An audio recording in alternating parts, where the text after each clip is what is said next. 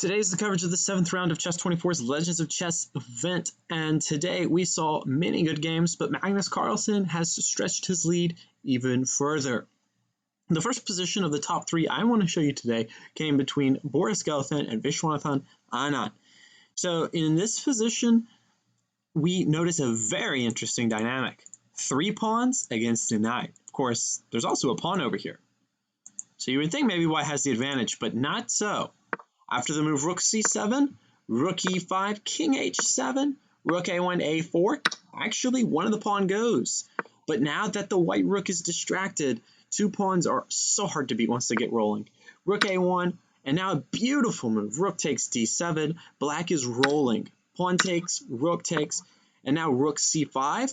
And this move can basically be directly correlated with the loss. After the move b3, rook f1, rook d1, king g2, a simple capture, and now white resigned without even seeing the next move, which of course is pawn to b2, rook takes, and the queen even wins the rook. So what he should have done back in this position was to try the move rook e1. So instead of rook e5, rook e1, and after b3, rook c1, rook c7, king g2, b2, h5, just give up the rook. And this position has good practical chances for white, even though black should be winning this endgame. All right, the next position, open king equals open hunting season. Don't leave your king out in the open, guys. Make sure you keep your king safe, especially if you castle. Keep those pawns in front of the king. Here, Kramnik did not do that, and he paid the price for it with a nice tactic. After Kramnik played the move pawn to d7, we see the beautiful move knight d5, and you see there's all of a sudden a disconnect between the queen and the defended rook. After queen takes d5, queen takes d5, rook takes d5, the rook simply hangs. And after rook takes a couple of pawns and rook d4, white simply resigned the game down a pawn. Maybe there was a little bit more help for white if he had tried rook b3 first, which tries to cover up the king. But after rook takes b3, pawn takes b3, rook takes d6, you get the feeling that black is cruising right here. White's king is in a lot of trouble, and black is at least much better. So you got to keep your king safe, and when you got the opportunity, you got to find those checkmates. Surprisingly today, well, I'm not going to say surprisingly. Maybe it was a little bit of clickbait, but Ding misses 3 checkmates here. He had 3 different checkmates over the course of 40 moves that he could have played. Not all even this chess.com computer will find over that short period. After the move queen takes c7, queen takes f3, king b2. Apparently here there's a forced mate, but my computer's not going to calculate it in time. And Ding missed it. And I'm only going to show you the forced mate for one line, the last line, just for the sake of time. After queen f2 check, basically black decides, let's just take the pawn, and makes a few more checks.